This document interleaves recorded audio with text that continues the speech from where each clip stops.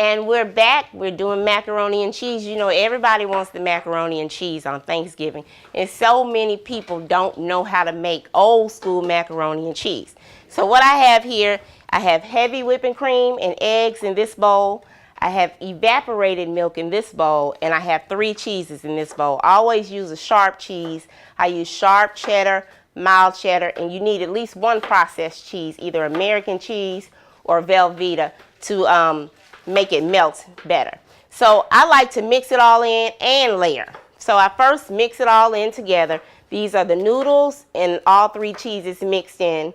And what I'm going to do is now, this is the pan that we're preparing for the macaroni and cheese. So we're going to put our first layer in.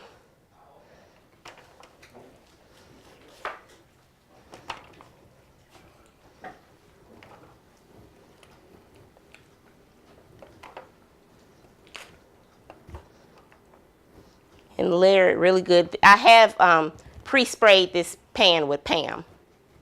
So you put the first layer down and then add cheese to the entire layer. You're going to need a lot of cheese. This right here is at least 6 cups of cheese. I'm going to let you guys see. It's 2 cups of each. 2 cups of Velveeta, 2 cups of sharp, and 2 cups of mild. So after I add that, then this may make 2 pans. Then I'm going to add another layer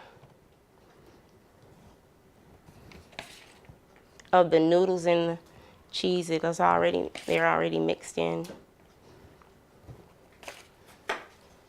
And this is something good to do if you're prepping ahead of time. Just have this ready so the day of, if you want yours fresh, you can just pull it out of the oven and have it fresh. Okay, so we have the second layer of the macaroni.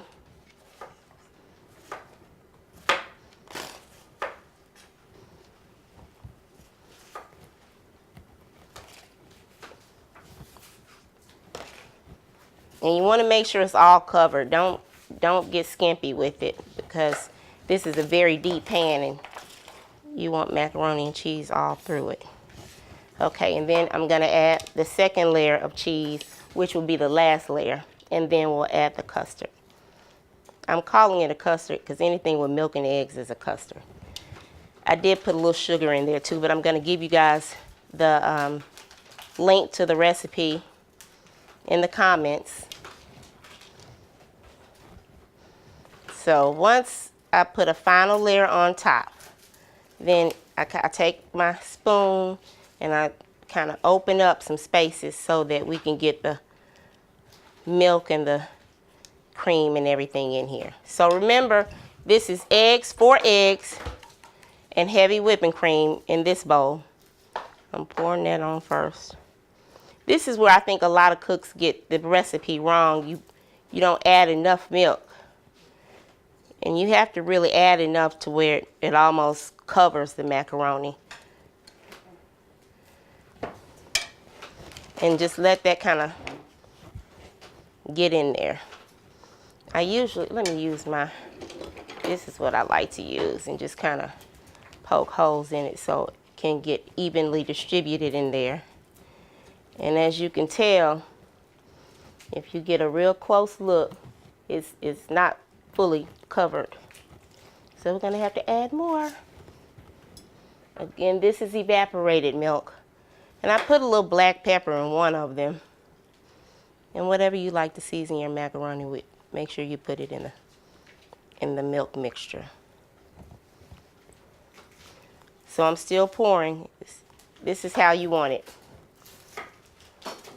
Can we get a close-up on that one?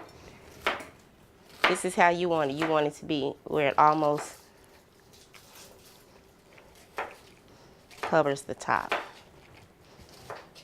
And I'm just doing this because I want it to get in there right. And I'm going to kind of pat it down.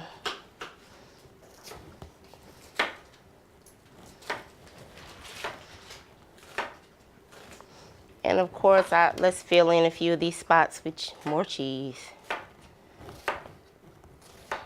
Put it in a 350-degree oven and bake it until it's bubbling and brown. bubbling brown sugar. All right, I'm placing this macaroni and cheese in the oven. I already have some sweet potatoes roasting because I'm going to be making some sweet potato souffle.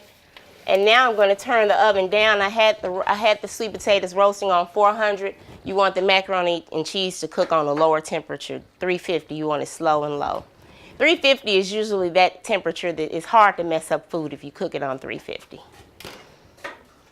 Okay, in about 30 minutes we'll have the macaroni and cheese ready. Again, if you want the smoked macaroni and cheese, you would just put it on a fire on the grill and let it cook for about 30 minutes on 350. Bye, loves.